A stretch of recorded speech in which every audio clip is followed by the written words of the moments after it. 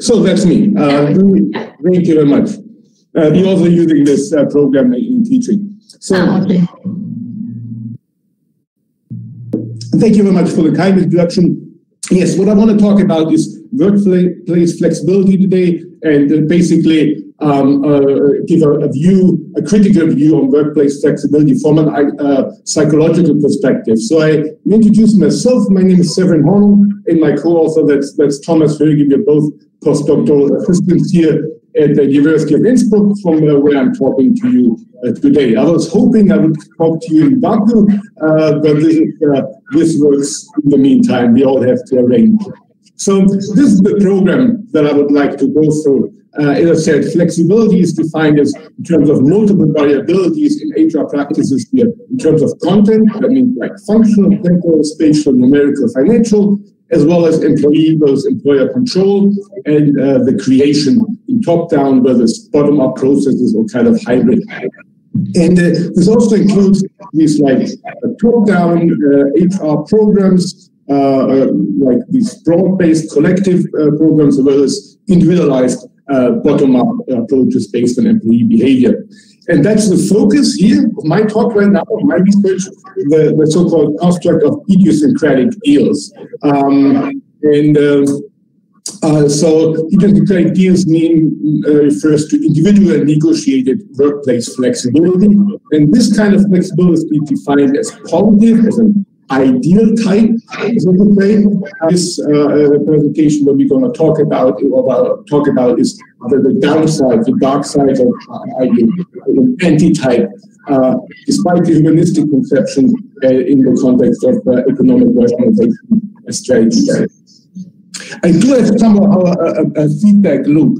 Maybe you could turn off your mic. Would that be possible? Yeah, of course. Thank you very much. So this is the comprehensive model that I want to walk you through today. These three layers I will talk about. The first I already talked about. So workplace flexibility is defined in different kind of content, but also in terms of control. Is it under employee control, or is it under employer control? So one means employer flexibility constraints, and the other means employee flexibility requirements. And so we contrast these two forms in terms of capacity-oriented organizational flexibility, where this individual need-based employee-oriented flexibility, like this humanistic workplace practice. And this slide, normally I talk about it as a theoretical background. I will go through this very quickly. But what it basically says is that flexibility is becoming more important. What the drivers are on different levels, society, organization, and also individual values, how this has changed organizational paradigms, and how flexibility is created, as I said, through different processes, top-down programs, bottom-up, enacted, and then also how this, the effects for the organization, whether there's positive or negative. And as I said, idiosyncratic deals are defined as a positive workplace practice. And we're going to talk about, I will talk about to what extent this holds true, or under which circumstances it does. So, as I said, employee bottom-up initiation, employer top-down authorization, and in between is the negotiation of organizational requirements, employee needs, which should kind of be reconciled through this process, right? And so there are basically two types, developmental and flexibility ideals, that we've looked closer. So here's my empirical basis. It is a review of eight empirical studies that we aggregated and synthesized into this model that you can see up here. I will talk about this in a bit. So, and this was, the next slide showed that this was kind of a messy process, right? So this actually also took a while. And it says what we concentrated on, what we didn't concentrate on, and then how we, in the last step, kind of reflect on our results.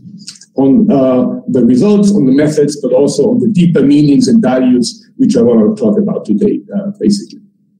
So this is the summary of all this what we have done. Ideas are, Socratic ideas are a current topic in organization behavior, human resources, work and organization psychology. There are two forms that most research centers on, developmental and flexibility.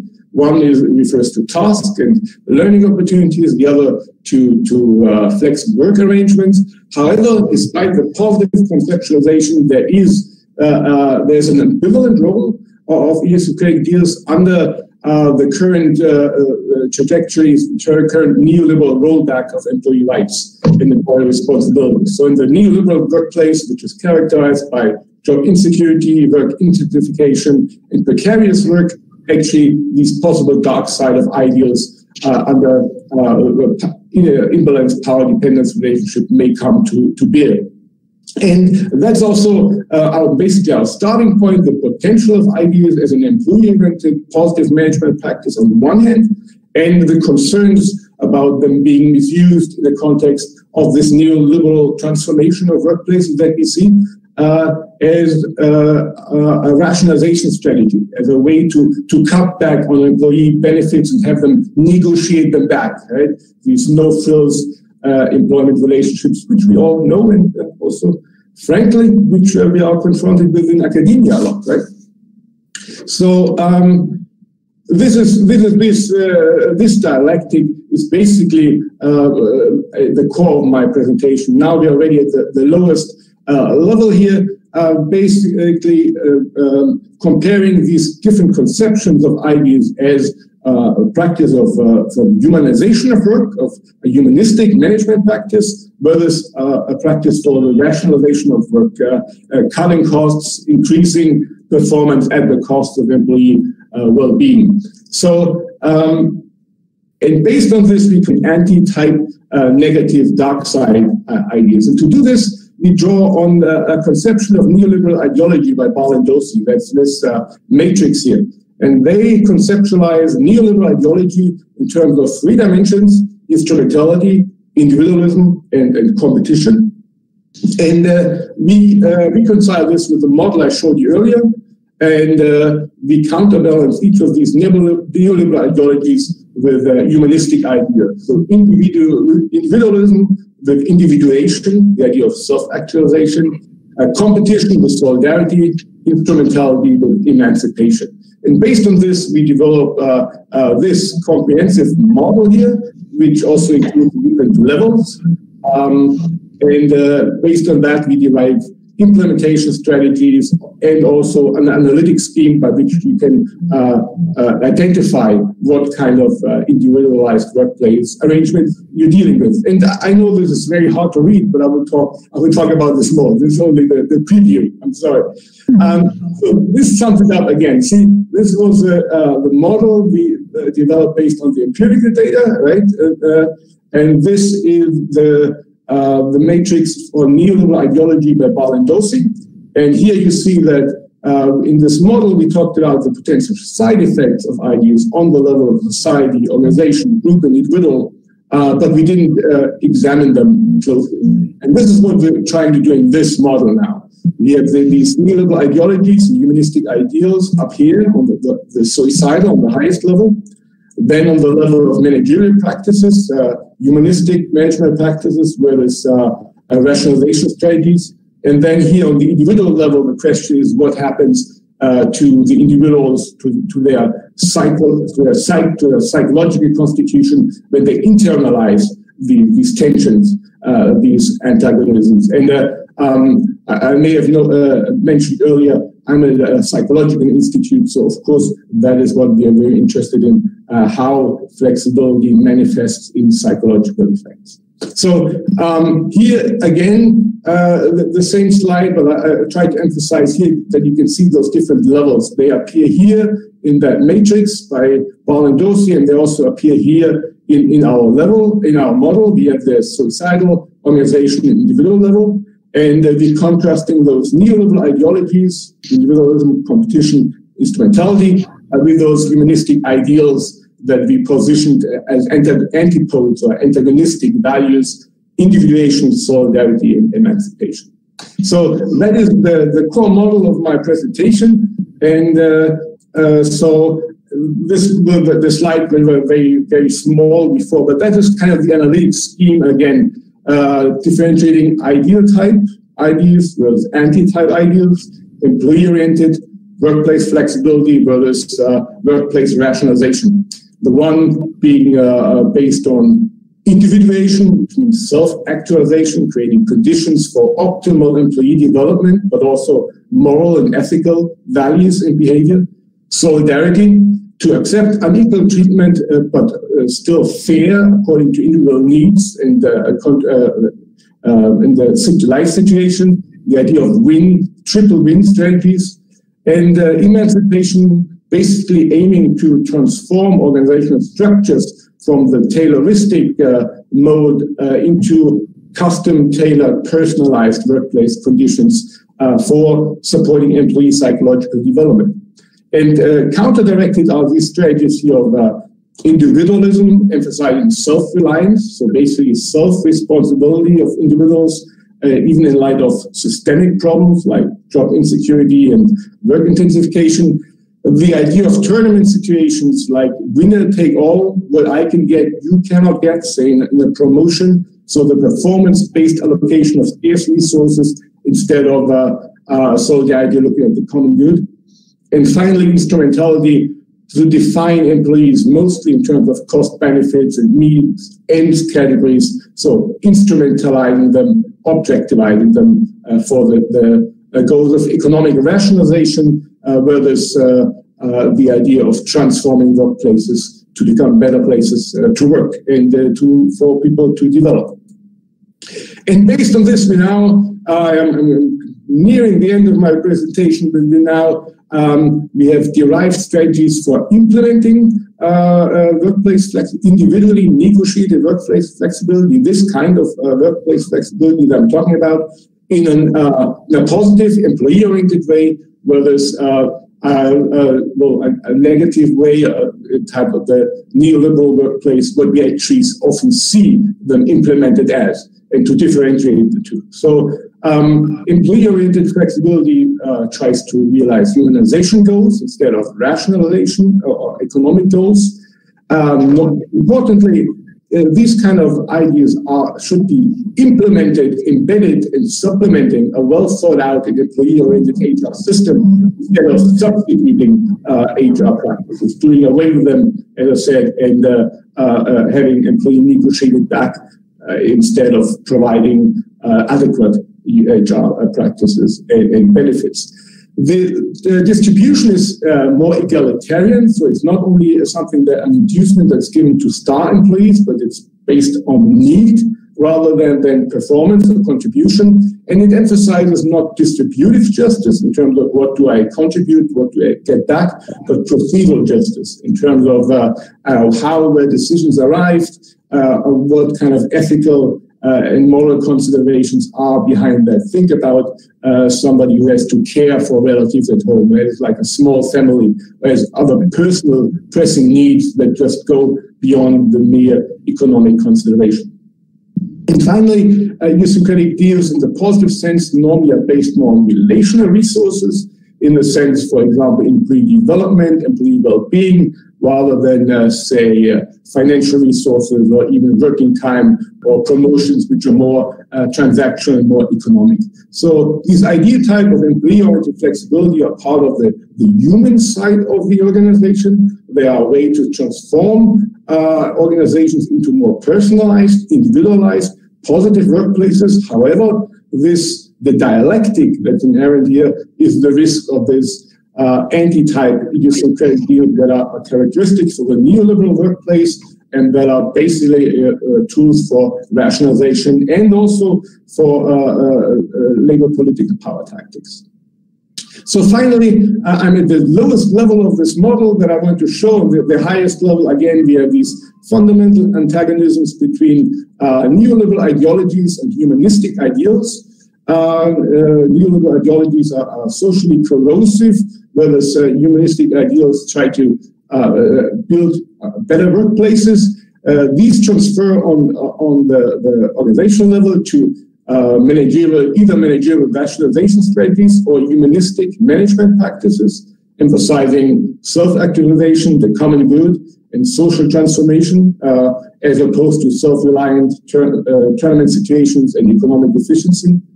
But now we're looking at this lowest level here, what we call the individual level, what we talk about as subjectified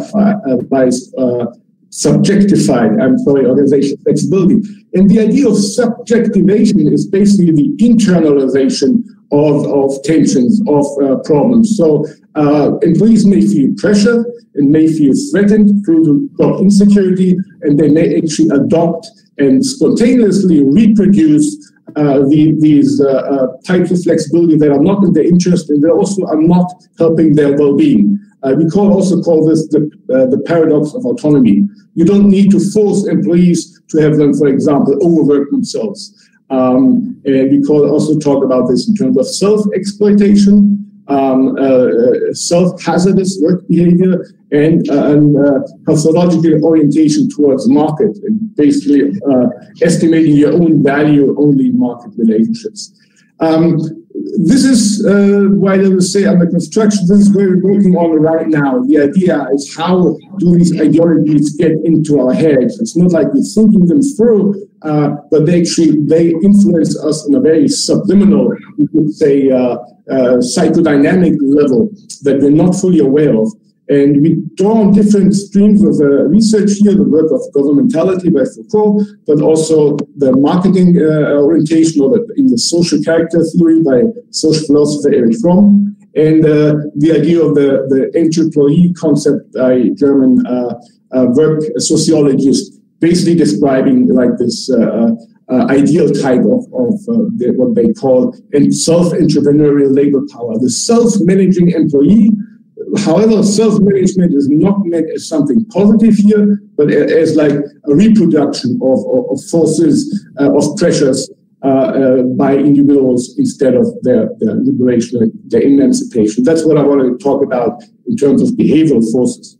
So this is where we are right now, and this is where we continue our work. With this, I want to conclude my presentation by summarizing what I just said. If you think back on the title, I want to talk about ideological foundations, organizing principles, and behavioral forces.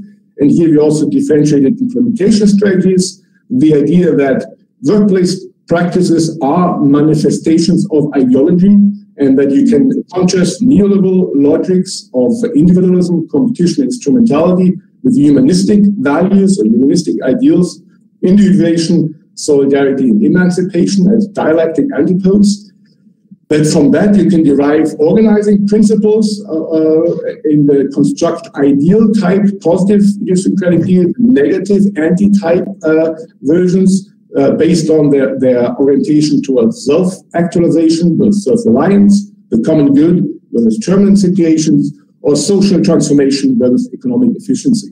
And based on this, we developed implementation strategies also for organizational practitioners, which seek to implement ideas in a positive, employee-oriented way for humanization goals, and an egalitarian approach for relational resources, need-based authorization, and supplementing a well-thought-out employee-oriented HR system. Whereas the opposite, pursuing rationalization goals, elitist distribution, transactional resources, and contribution-based authorization, substituting well-thought-out and implemented collective HR practices. And finally, we'll talk about those behavioral forces. More attention is needed to these self-endangering, self-exploiting employee behaviors in contemporary high-performance work systems, such that these internalized, subjectified pressures can re-emerge on a behavioral level, self-exploitation as marketing orientation or as a psychological governance, means psychological control. Our recommendations are to broaden and refine theory and instruments in order to differentiate those, not openly, but covertly, silently, or tacitly, antagonistic approaches. Because Of course, neoliberal nationalization strategies don't advertise themselves as such. They normally disguise as something else. And we need to deal with this on two levels, on the level of workplace practices, but also and especially on the level of research. How do we define our constructs? How do we measure them so we do not confuse the two? And if you look at the literature, that's actually what may be happening. We are thinking we're doing research on one, on like these positive management practices, and in the end, they may have a more economic, more sinister rationalization background. So, thank you very much for allowing me so much time to talk about this issue, which is very dear, very close to me. And if there's time or any questions, I'm more than happy to answer them. Yeah, we have time. If any of the participants would like to ask any question, we may take some. And thank you, by the way, for this really great presentation. It's a really interesting topic about the human side and the neoliberal aspects of the work and organizations. I think it's something we need more of, and especially after this event, after the pandemic. It's a topic that is very close to me, very dear to me, and as you can see, it's also something I've been working on for a while, and thinking about for a while. Still, it's never ended, right? It's ongoing. But yes, I think we all need to rethink flexibility from an employee perspective. Definitely, I agree with that. Is there any question from anyone?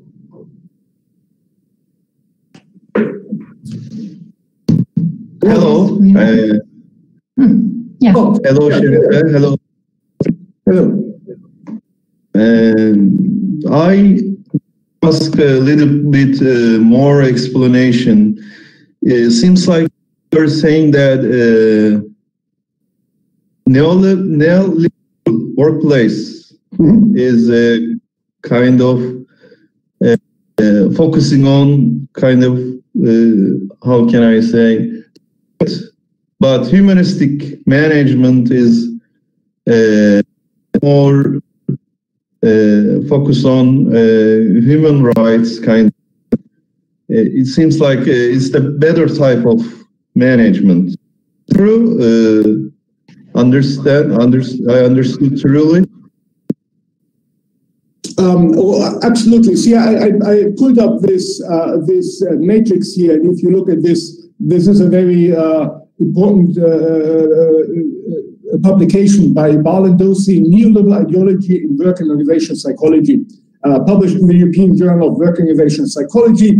That is the flagship journal of IABO, the European Association of Work and Organization Psychology. And it also has been like a founding document of this. If you look at this logo here, FOUAD, that's the future of work organization psychology. It's a movement that I'm part of.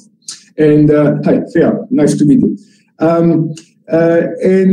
So you're right. The neoliberal transformation that we see in workplaces is basically economically driven, right? It tries to increase shareholder value. It tries to maximize performance. But we are work and organization psychologists. This only goes so far. You can only pressure out so much out of employees. So yes, humanistic management is normative in the sense that it's based on values. It doesn't seek to increase profit or performance, but instead it tries to increase employee well-being, employee development.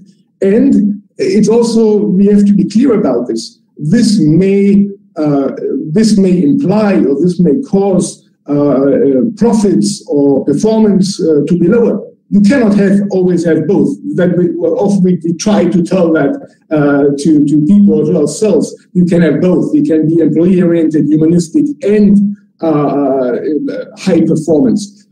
But in the end, there may be trade-offs. And my point is that humanistic management is clear about those trade-offs. There's no compromise to employees as an end in themselves, right? As the most valuable resource that organizations have. And actually, a resource is already a horrible word, right? Because a resource is something you use for something else. So it already shows us how far we have become removed from the humanistic principles that should I believe, guide any human organization. So, yes, it's part of a long answer. The neoliberal transformation of workplaces is that very cost-oriented, performance-oriented, shareholder value-based, market-based model, also substituting HR practices with more market, like hiring and firing. Balogh and Dosi have analyzed this in terms of different logics, political, social, and what they call phantasmatic logic. What they're referring to here indeed is the psychological influence on a subliminal level, like not you think about it, you think it through and you adopt it, but how we are influenced without even knowing. That's how ideology works, right? And so ideology not only influences what we're thinking, but influences what we can think. It really influences our very deep level. And they talk about this in terms of three dimensions: instrumentality, for making employees instruments for performance, using them as means to achieve performance. And yes, this is always going to be a part of work. But if you like emphasize it and make it absolute,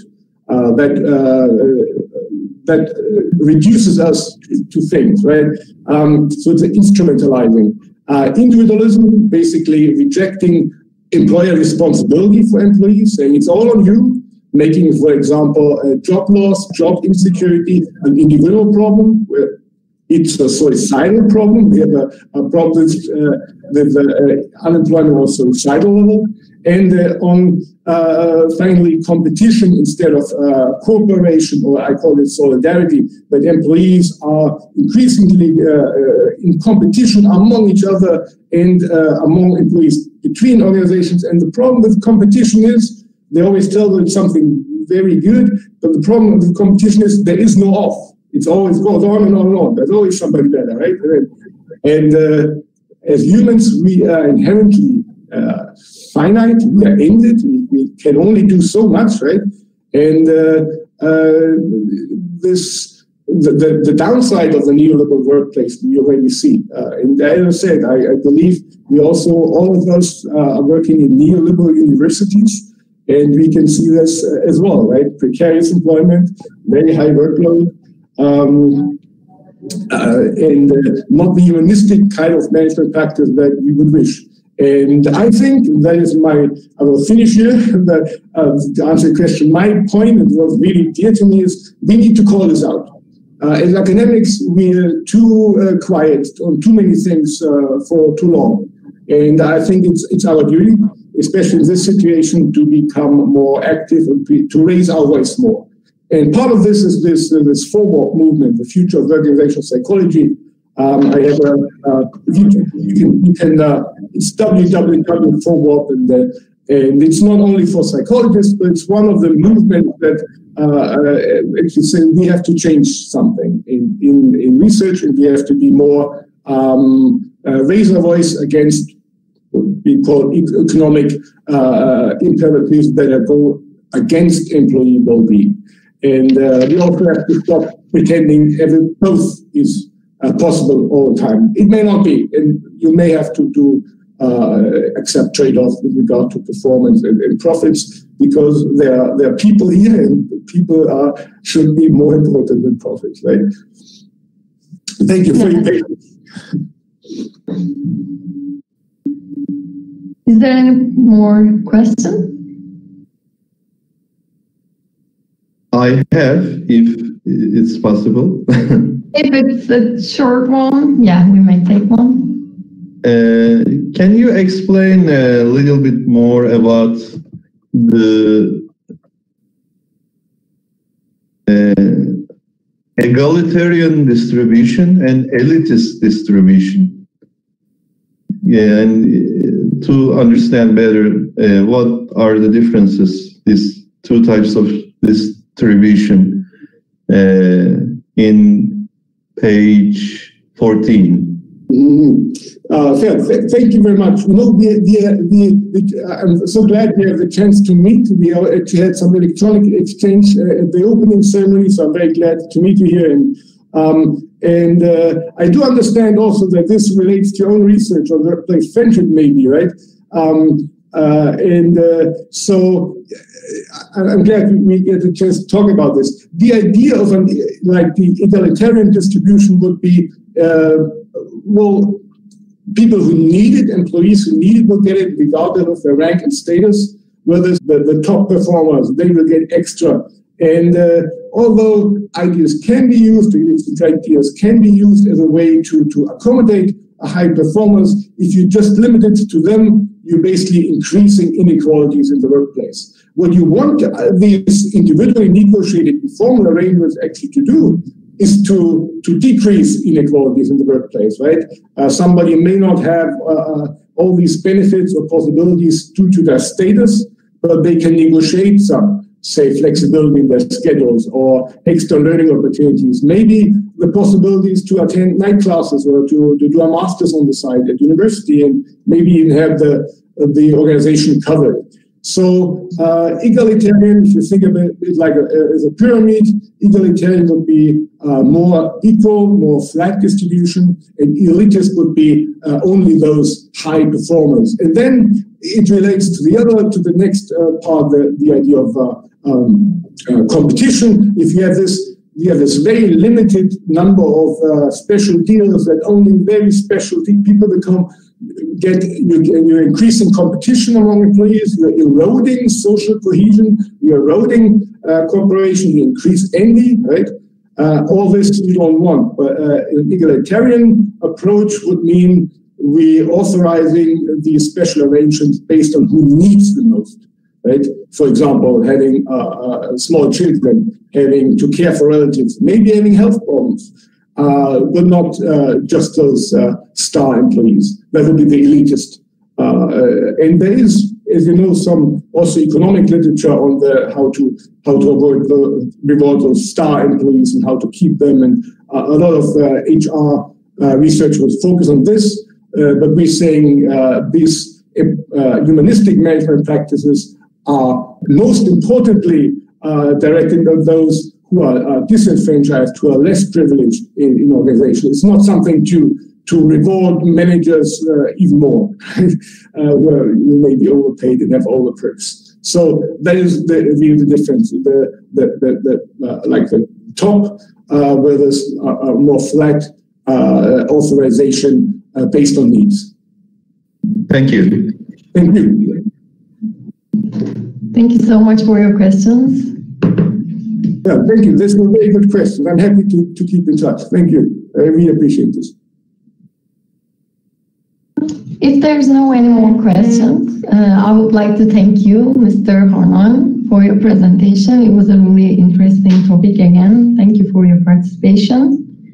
I would like to proceed to the next presentation. Thank you. And now the next presentation is coming from Agata Kosmalska, and the title of the presentation is The Impact of the Epidemic's Effects on the International and Rural Tourism in the Social Aspect.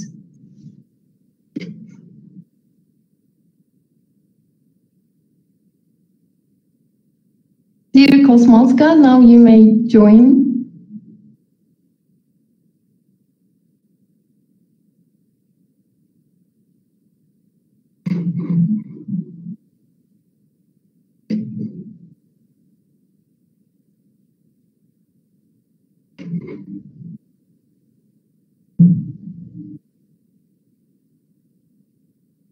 Is there any problem?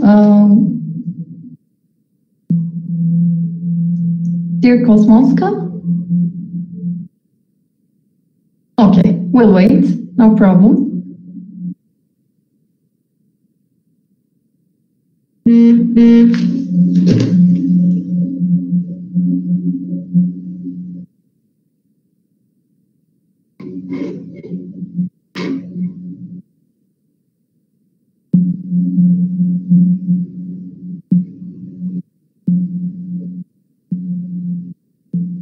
You should click on the head speakers button. Yeah, you got it.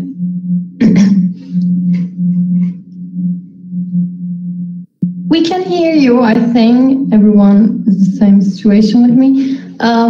Could you please click on the headphones button?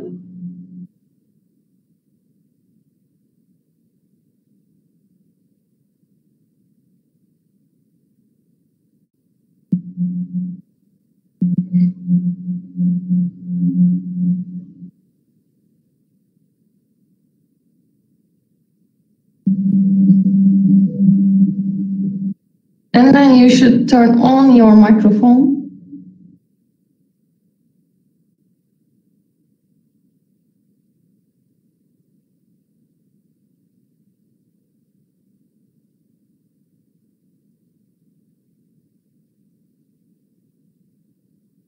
Hello? Oh, yeah, now we may hear you. Thank you. Welcome again. Thank you very much. Good morning. It's nice to be a member of your conference, of course. Thank you so much for the invitation. So I've got only short presentation. Okay, you may upload it now. Yes. So can I use my desktop to upload? You may use the blue plus button. You see that on the bottom? Yeah. If you click on that, you may upload it in just a few seconds. No, just the 1 second.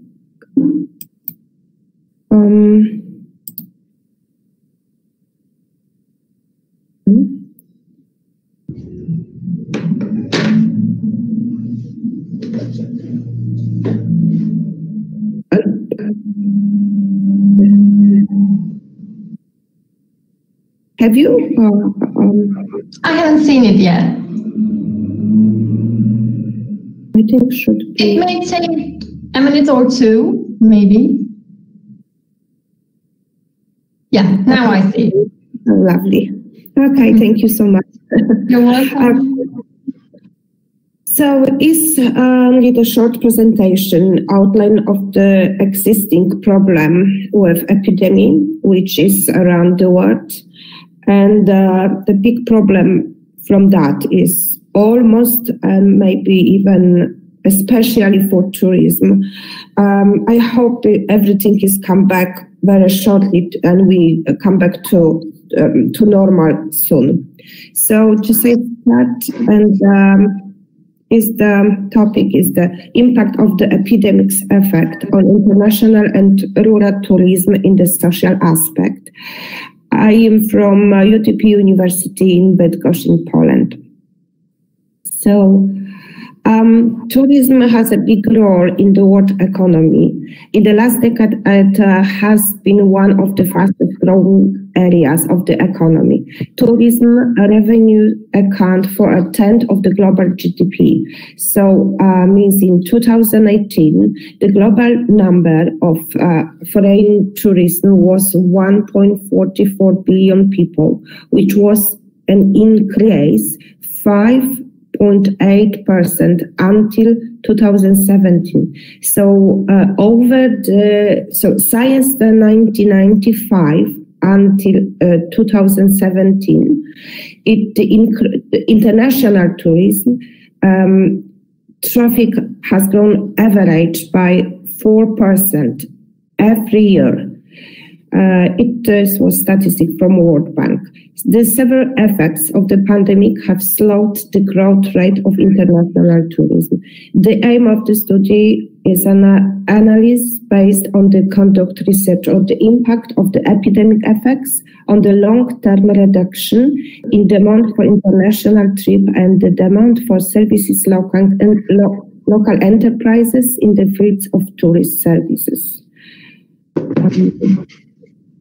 So the basic, I did my research for the tourism in Poland. Almost Polish people choose every year minimum one trip abroad. So as well, lots of them they're going to Turkey. And in 2018. All the statistics, people more than 15 years old and older as well. So means 60 million trips for them. It was 4.4%. More than 2017. So every year, like before I show, it was about 5% more people traveling abroad. Include the number of domestic trips was to 47.7 million, but abroad was 12.7 million. So among domestic trips, was 60.6% were short-term trips, and long-term trips was 80.2%. So it was a lot. And this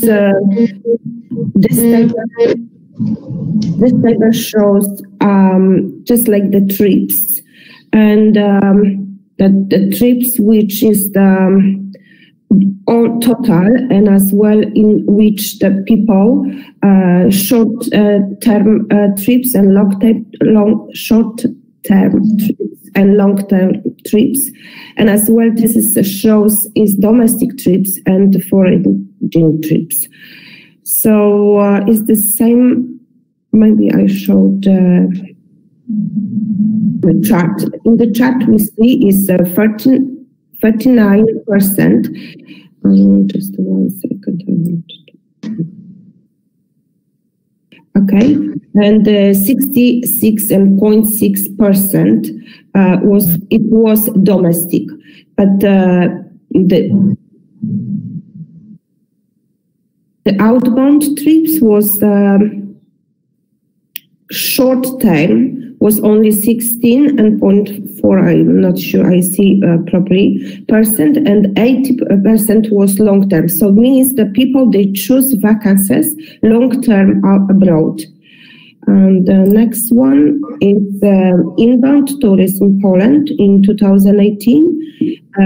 The GDP generated by the tourism industry was 1.3%.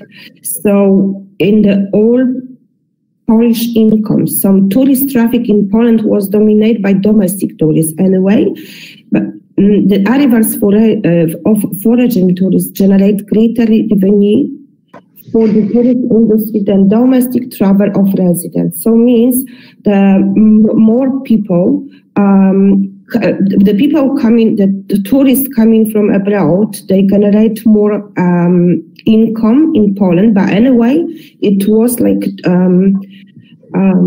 international tourism. So next one is the tourist trip in 2019. It was a year before the epidemic time.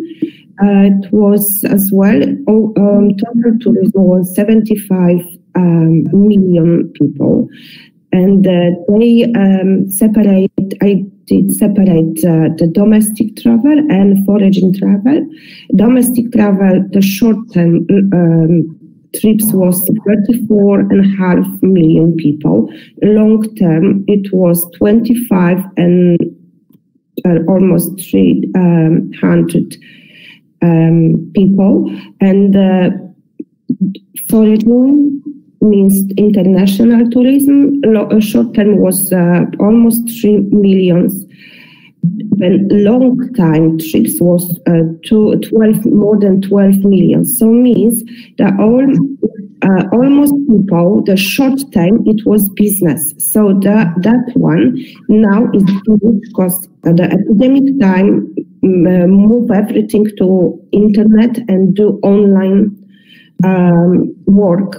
So almost meetings and conferences and international meetings, now we just we can do in the internet. So it's like only in Poland is almost 3 million people. They don't use the international tourism for the business.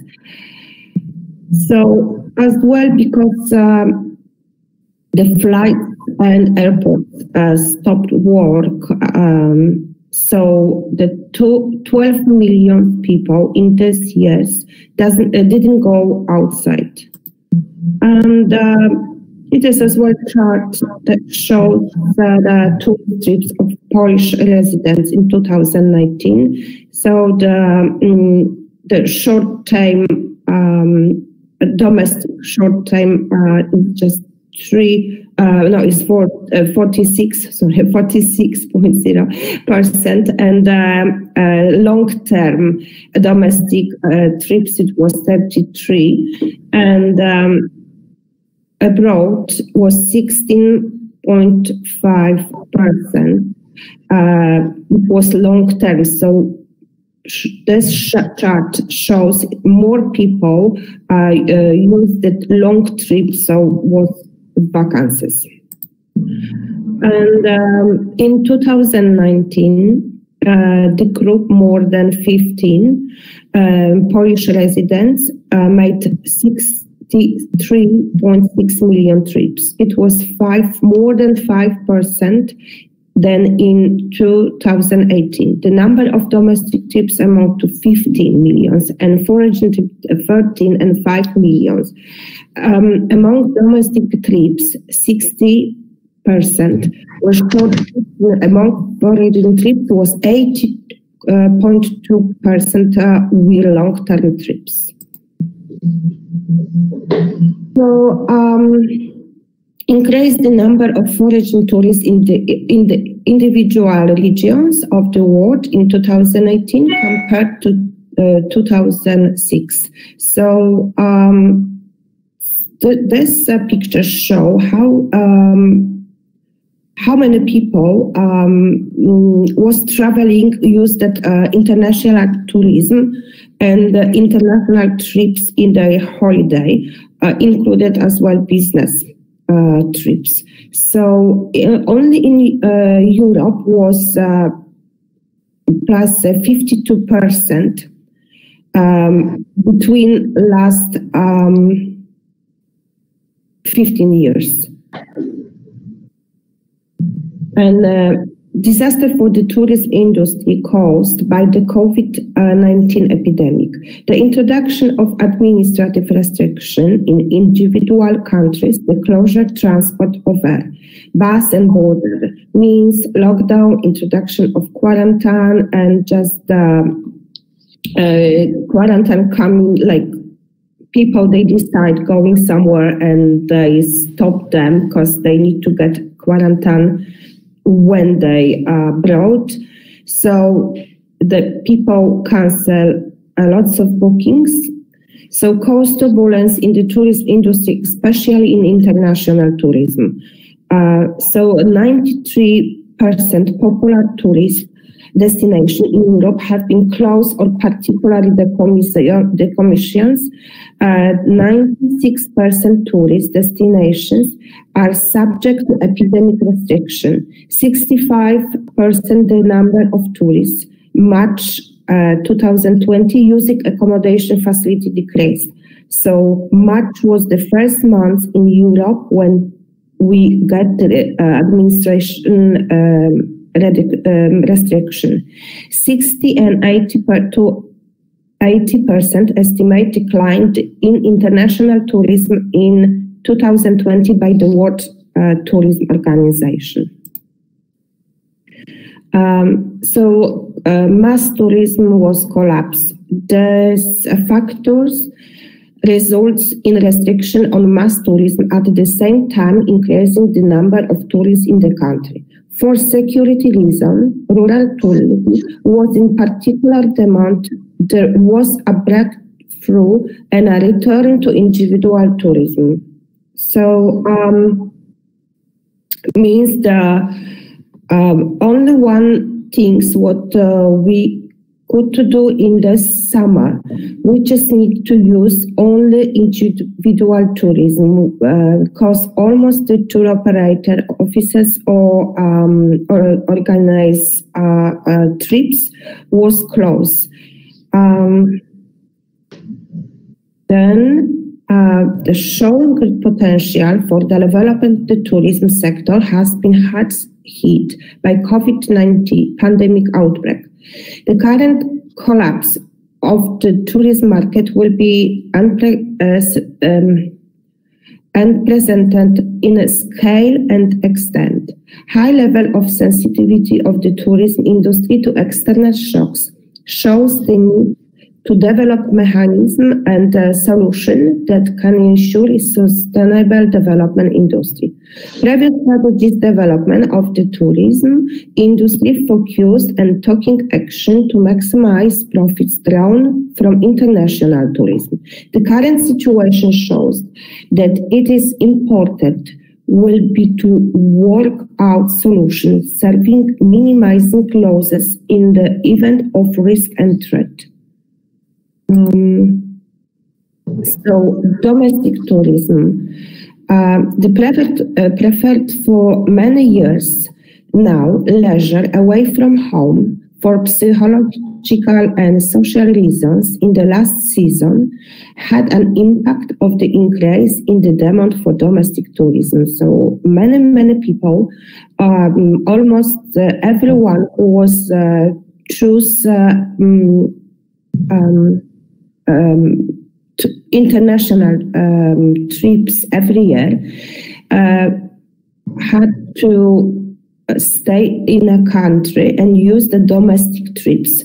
So it was built a big problem for the especially countryside because tourism is really connect always in a special region, some means like seaside or mountain. So tourist traffic was evenly distributed both in seaside and mountain resort, as well as in the area that were less attractive to tourists so far. The forms of sightseeing and active tourism in rural area, promoting natural and cultural value proved important. So now in last summer and this year, after the collapse international tourism, the domestic tourism was increased and got more income, but anyway, wasn't as well has some problem. The growing interest in domestic tourism, the returning fascination with cultural and active recreation in the open air is dictated by the fact that communities want to rest outside their place of residence while maintaining a high level of sanitary safety. The idea of rural tourism is based on many elements, the core of which is the local community.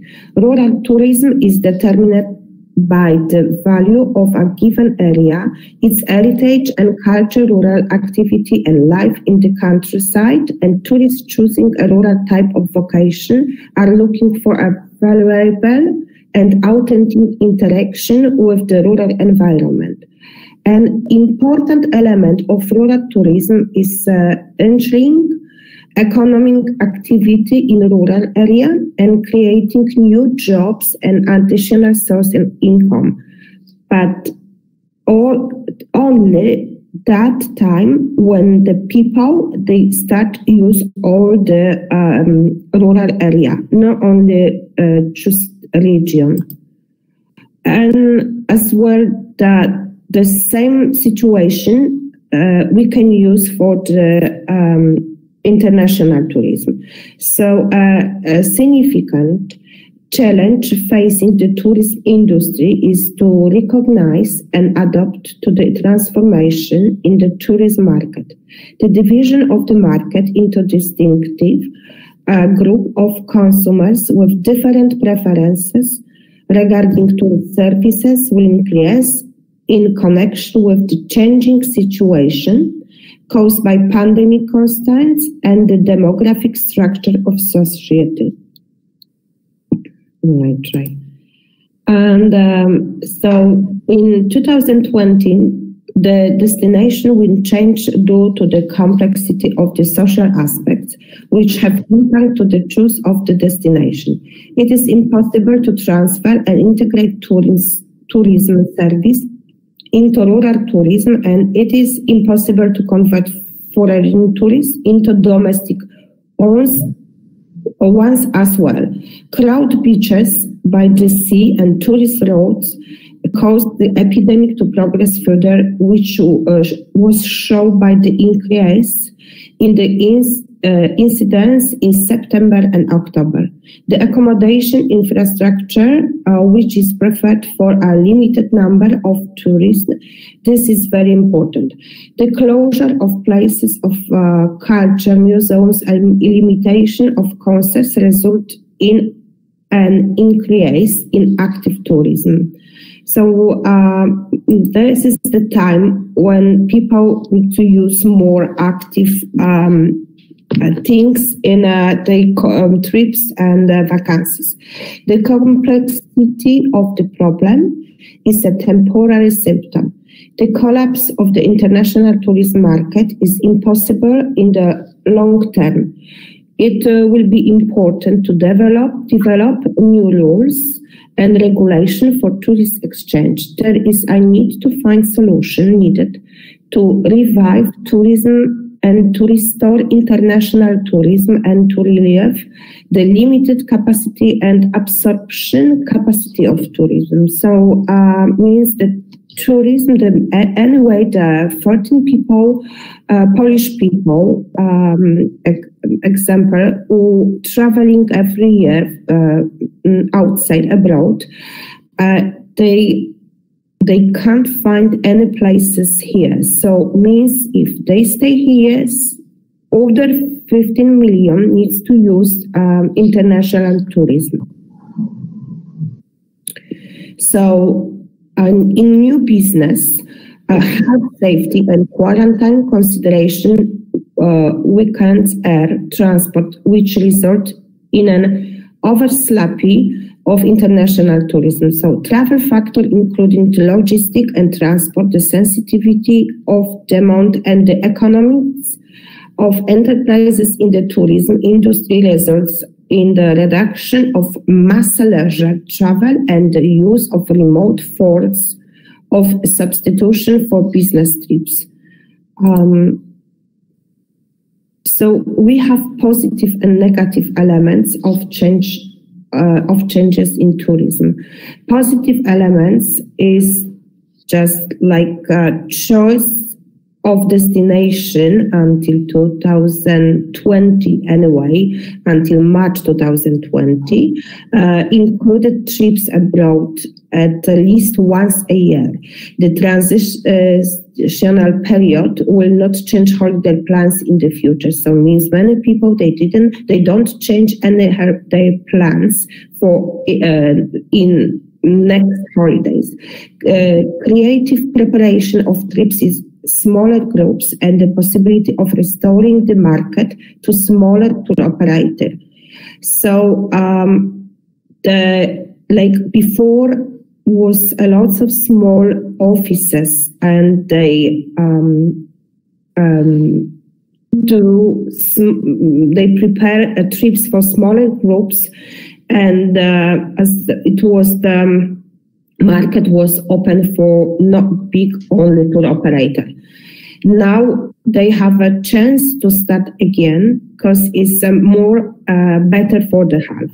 Focus and active tourism influencing the improvement of physical and health condition. Covering foraging trips with specific health safety restriction. Avoidance of crowd places by tourists will result in the use of excursion trips and learning about the local culture. Stay at home and creating only work with generate opportunity for more frequent trips for a longer period of time. So because a lot of people, many people, they start work online from home, so they can change their place for the work. So means more people get more time to get to connect holiday with the work abroad. And negative elements of change in tourism is the economic downturn and job destruction with reduced leisure funding, liquidation of some travel agencies, leading to monopolization of the market as a result, raising prices for tourist products. Always monopolization is true going to get a bigger prices for the traveling for all products. So this is not actually good for people and for tourism as well. Increase in insurance prices and the same time fear of failing ill, and the moving business meetings and conference to the internet. So working online will reduce business trips to a minimum. So anyway, because the business trips is reduced, so people, they can get the long-term trips. Post-epidemic realities will mean of the role of the tourism sector in the global economy in all aspects, especially in terms of health. Tourism should support the healthcare sector in fulfilling its mission. This is particularly important not only in the context of the pandemic phenomenon, but also in the context of the business behavior of an aging population. Hotel facilities should be adopted so that the tour operator can provide a wider range of offer in spa and sanatorium facilities. So all of the hotels and special places and region who at the moment until 2020 offer just mass touristics on the beaches and etc. They can offer something more, provide to the get a better health. So just a little bit change to restore again touristic in that regions. So summary and conclusion is the effect of this turbulence in the tourist industry can be minimized with the introduction of high-level health safety tourism products. The restoration of international traffic will take place with the participation of the organizers who will implement an adaptation strategy with an appropriate business model. The effect of the epidemic crisis will be building a new social and natural order as a factor stimulating sustainable development. This problem requires research and analysis in short future. That's just references, and thank you very much. I can say a few words about tourism. Thank you. We thank you so much. That this is a really hot topic, as we know that. If there is any question, we may proceed, and we may take one or two really short questions. I do have a question. Of course, yeah. First of all, Dr. Kuzmalska, thank you very much for your presentation. It was really enlightening. You can hear me? Yes, I do. Thank you. Because, as a moderator already said, it's something that's really bothering all of us, right? We're all used to travel a lot, and now we're stuck in one place. We're all used to go on a lot of business trips, and now we're stuck with conferencing software.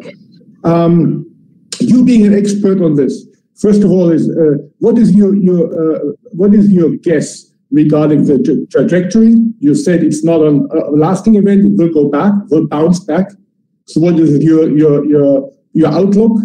Are we talking about 2 years, about 5 years, or 1 year? And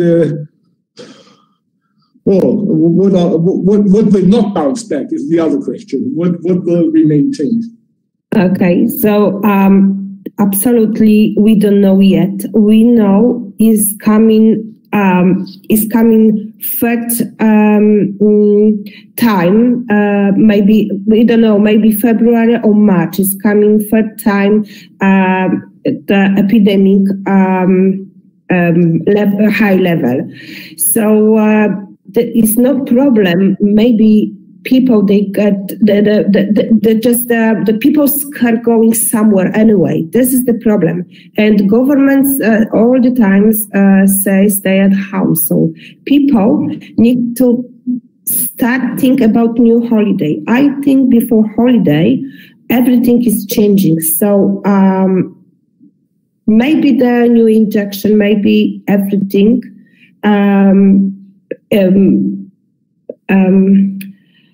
Say how to say they have impact.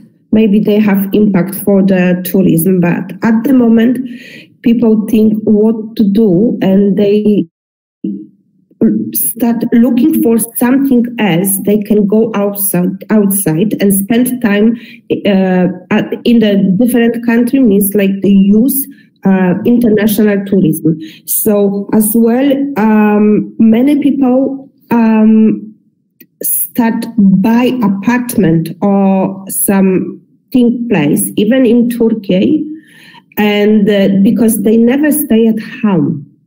People like going outside. They like going abroad. They like tourism. They love as well seaside, especially good weather, sun, and especially as well culture, different culture, not only the domestic culture.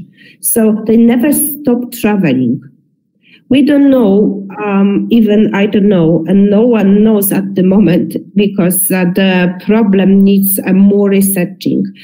But I am sure in soon, before the next holiday, everything will be clearly.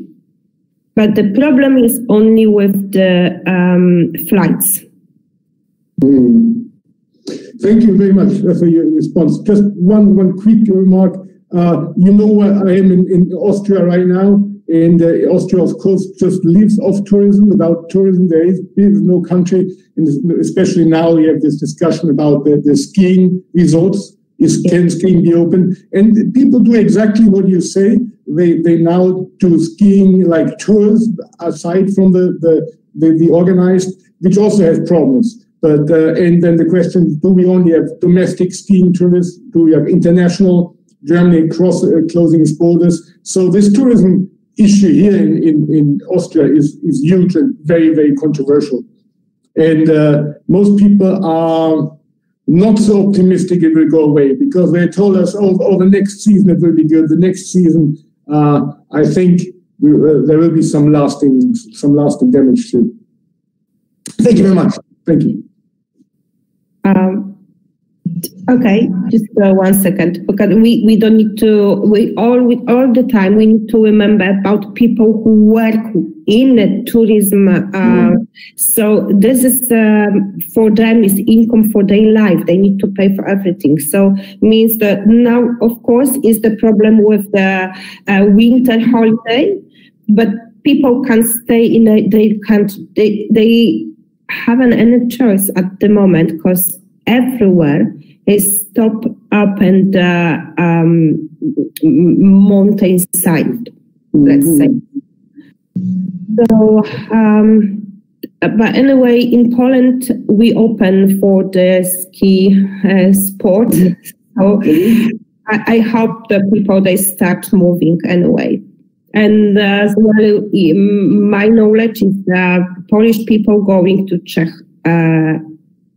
or in the winter time. So I think slowly they start moving. I hope so.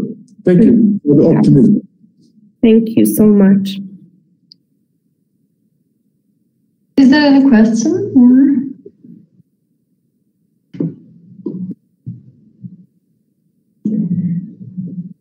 If there is not any question, as you highlighted, there's restrictions about travel and tourism, and one of the consequences is this. Today the meeting is online.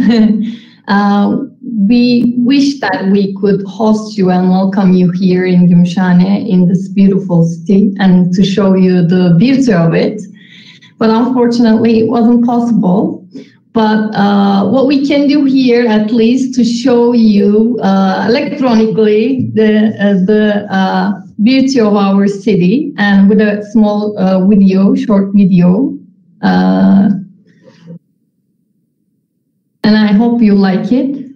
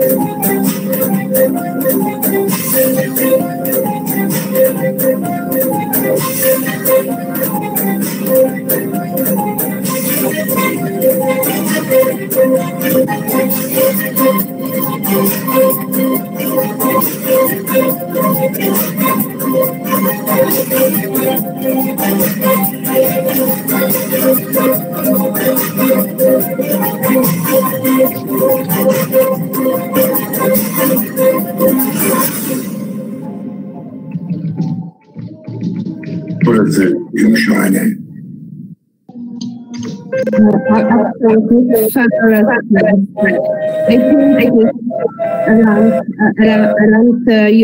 your university.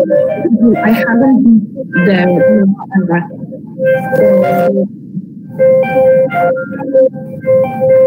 We thank you so much for your contribution. And again, I would like to say that it would be great to have you and host you here. And we hope that in the near future, we will be able to meet face to face and gather together. And we will have scientific and social interactions, hopefully, in Gümüşhane, or maybe in Bydgoszcz, or maybe in Austria and somewhere else, who knows. We hope everyone for the best. Of course, we want everyone to be healthy and to get over this COVID-19 pandemic as soon as possible. It was a great pleasure to have you, and we can't thank you enough for your contributions again. Thank you very much. Thank you. Thank you very much. It was a pleasure. Thank you. Thank you. It's a pleasure of ours. Thank you everyone for your contributions, whoever listened us, whoever joined us with their questions. Thank you everyone, and we hope that we will meet in near with other academic gatherings. Thank you so much. Thank you. Thank you so much. I hope we see soon. We also. Bye.